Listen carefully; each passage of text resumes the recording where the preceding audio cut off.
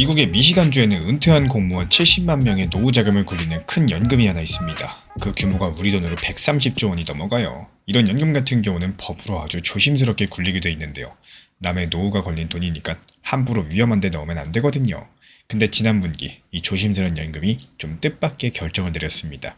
요즘같이 비트코인이 몇 달째 축 처져 있는 시기에 비트코인 쪽 투자를 오히려 2배가 넘게 늘렸다는 거예요.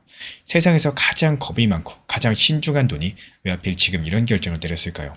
오늘은 이 이야기에서 시작해서 이번 주 스트레치를 둘러싼 여러 가지 소식 뒤에 숨은 진짜 그림까지 하나하나 풀어드려 보도록 하겠습니다. 먼저 지금 분위기부터 살펴볼게요. 솔직히 시장은 좋지가 않습니다. 비트코인은 무겁게 눌려 있고요.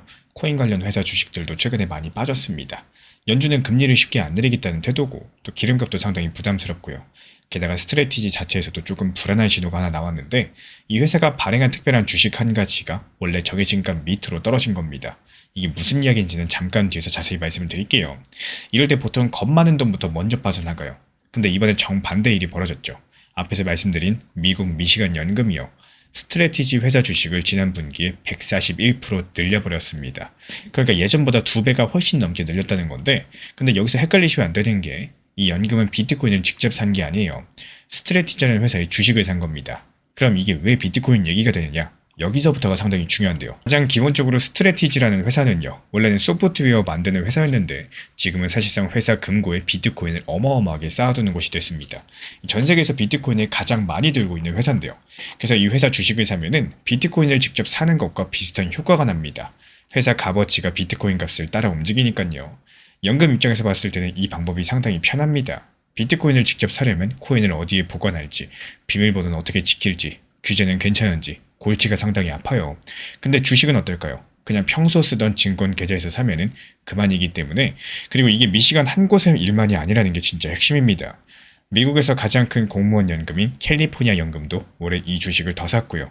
루이지애나주 연금도 최근에 늘렸습니다. 심지어 작년 말에는 뉴욕주 연금이 이 회사 주가가 하루에 7%나 빠지던 날에 오히려 지분을 더 늘렸어요.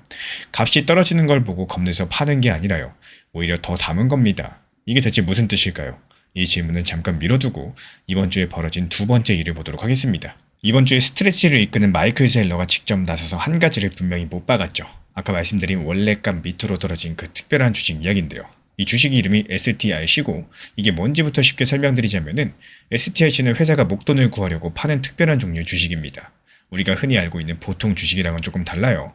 이걸 가진 사람한테는 회사가 미리 약속한 비율로 매년 돈을 나눠줍니다. 이 STRC 같은 경우는 그 비율이 1년에 12%나 되고요. 상당히 높죠. 회사 입장에서는 빚을 져가지고 매년 이자를 무는 것과 비슷한 부담이 있는 셈입니다. 이 주식이 원래 한 주에 $100, 우리 돈으로 약 14만 원에 맞춰서 만든 건데 근데 최근에 이게 그 값보다도 한참 아래로 떨어졌습니다. 그렇다면 왜 떨어졌을까요? 세일러의 설명은 이렇습니다. 원래 증권사들이 이 주식 담보를 잡고 투자자들한테 돈을 빌려줬는데 시장이 갑자기 출렁거리니까 증권사들이 겁을 먹고 빌려준 돈을 확 줄이거나 아예 회수를 해버렸다는 거예요. 그러면은 그 돈으로 이 주식을 샀던 사람들은 어쩔 수 없이 급하게 주식을 내다 팔아야 됩니다. 급한 매물이 한꺼번에 쏟아지니까 원래 값보다 아래로 가격이 밀린 거죠. 회사에 무슨 큰 문제가 생겼다기보다는 증권사들이 돈을 갑자기 회수하면서 잠깐 벌어진 일시적인 현상이라는 게 셀러의 주장입니다. 그래서 셀러 측에서는요, 이번 주에 이렇게 선언을 했어요. 이 주식이 원래값 밑에 있는 동안은 규칙을 정해서 꾸준히 되사겠다. 많이 떨어져 있을수록 더 많이 사고 원래값에 가까워질수록 조금씩만 사겠다라고요. 지난주에 이미 360억 원어치를 되샀고 앞으로 되살 수 있는 돈이 약 1조 4천억 원이나 더 남아있다라고 밝혔습니다. 원래값보다 싸게 되서면은 나중에 이 주식 가진 사람들한테 줘야 될 돈도 그만큼 줄어드니까 회사한테 이득이라는 겁니다. 그리고 회사 안에서는 9월쯤이면은 이 주식이 원래값을 되찾을 걸로 보고 있어요. 그리고 여기서 한 가지 더 보셔야 될 게 있습니다. 이 주식을 되사고 매년 돈도 나눠주려면은 회사도 돈이 필요하겠죠. 그 돈을 어디서 마련했을까요? 비트코인을 팔았을까요? 아닙니다. 이번에 비트코인을 건드리지도 않았어요. 대신에 회사가 자기 보통주를 조금 팔아서 그 돈을 마련했습니다. 비트코인을 한 개도 팔지 않고요. 다른 방법으로 필요한 현금을 만든 거죠. 그럼 이번 주 세 번째 소식으로 넘어가자면은 이 톰 리라는 유명한 분석가 이야기입니다. 이 사람이 이런 말을 했어요. 크립토 가격은 이미 바닥을 쳤다. 여기서 근거가 상당히 흥미로운데요. 요즘 크립토가 반도체 주식하고 따로 놀기 시작을 했다는 겁니다. 원래 코인 같은 경우는 기술주, 특히 반도체 같은 주식이랑 같이 오르고 같이 내리는 경향들이 있었는데 지난 7월 한 달을 보면은 이더리움은 20%가 올랐는데 같은 기간 미국 반도체 주식들은 오히려 20% 넘게 떨어졌다라는 거예요. 방향이 완전히 갈린 거죠. 게다가 미국 연준이 금리를 내리지 않겠다라고 하고 기름값도 높은 그런 안 좋은 환경 속에서도 크립토는 버텼습니다. 이 톰 리는 이걸 보고 크립토가 이제 다른 자산에 딸려다니지 않고 스스로의 힘으로 움직이기 시작했다. 이렇게 평가를 했는데요. 비트코인을 오래 들고 계신 분들이 늘 무서워하던 시나리오가 하나 있습니다. 스트레티지처럼 비트코인을 잔뜩 쌓아둔 큰 회사가 궁지에 몰렸을 때 비트코인을 왕창 내다 팔 거고 그러면 시장 전체가 무너진다는 겁니다. 근데 이번 주에 실제로 그 회사가 스트레스를 받았어요. 발행한 주식이 원래값 밑으로 떨어졌으니까 그럼 세일러가 어떻게 했을까요? 비트코인을 던지는 대신에 오히려 그 떨어진 주식을 규칙대로 되사고 필요한 돈은 비트코인이 아니라 보통 주를 팔아가지고 마련을 했습니다. 지금 홀더들이 가장 무서워하던 비트코인 강제 투매는 이번에 일어나지 않았다라는 거고 바로 그때 세상에서 가장 조심스러운 돈인 연금은 오히려 이 회사 주식을 더 담았습니다. 앞에서 미뤄뒀던 질문 기억나시죠? 값이 떨어지는 날 왜 오히려 사느냐는 겁니다. 답이 바로 여기에 있습니다. 짧게 오르는 걸 노리는 돈이 아니라 아주 길게 보고 천천히 모아가는 돈들이기 때문에 이 톱니의 일까지 여기서 겹치면요. 그림이 하나로 모이게 됩니다. 과거에 비트코인을 크게 무너뜨렸던 두 가지, 그러니까 큰 회사의 강제 매도 그리고 반도체 주식이 빠질 때 같이 딸려 내려가는 거, 이 두 가지가 지금 동시에 약해지고 있다는 거죠.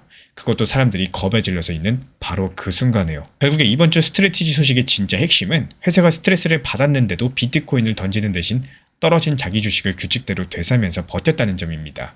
그리고 바로 그 순간에 세상에서 가장 조심스러운 연금들은 오히려 이 회사 주식을 더 담았고 그리고 유명 분석가는 크립토가 반도체 주식과 따로 놀기 시작했다고 봤습니다.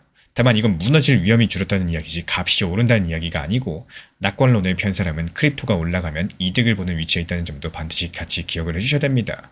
그럼 다음에 확인할 건 딱 한 가지겠죠. 스트레티지가 비트코인을 단 한 개도 팔지 않고 원래값 밑으로 떨어진 이 주식을 정말로 제값까지 되돌려 놓을 수 있을까요? 아니면 결국에 비트코인을 조금이라도 팔게 될까요? 우리 구독자분들의 생각 어떤지 댓글로 남겨주시고 그 정답이 나오는 날 숫자를 들고 다시 찾아뵙도록 하겠습니다. 리플 XRP 투자에 있어서 이제는 투트랙 전략이 반드시 필요해지고 있습니다. 무턱대고 몰빵하거나 반대로 또 손 놓고 기다리는 시대는 끝났어요. 첫 번째 트랙은 매달 분할 매수하시면서 시장이 빠지든 말든 일정 비중으로서 리플을 꾸준히 모아 나가시는 겁니다. 이거는 시간과 리스크를 분산할 수 있는 가장 효율적인 전략인 거고 그리고 두 번째 트랙은 남은 현금 비중으로 알트코인 단타로서 굴려나갑니다. 수익이 나면은 그거를 다시 리플에 재투자하시면 되는 거고 이게 바로 수익을 만드는 순환 매수 전략이 되실 거예요. 그런데 여기서 중요한 거는 단타 하실 때 조심하셔야 되는 거예요. 단타 매매 중독되면 끝장입니다. 이 매매 중독을 절대 조심하셔야 되는 거고 예를 들어 가지고 시장이 과열인데도 지금 아니면 기회가 없다. 이런 조급한 생각에 RSI 지표가 이미 고점인데도 불안해서 또 들어가고 결국에 수익은커녕 손실만 쌓이게 되실 겁니다. 그래서 저희 채널 차원에서는 한 가지 원칙이 있습니다. 확률이 높은 날만 진입을 하세요. 그리고 시장 전체가 과매도 구간일 때 비트코인 기준 RSI가 바닥을 찍을 때 그때 알트코인 중에서 최근 거래량이 급등한 종목이 과매도의 경우 MACD, 볼린저 밴드, 이동평균선과 일목균형표 참고해서 신중하게 매수 진입 타점 들어갑니다. 그리고 그 외에는 아예 매매를 쉬는 날도 반드시 있어야지 진짜 단타인 거고 그렇다면 이걸 어떻게 구별할 수 있는지 궁금하실 거예요.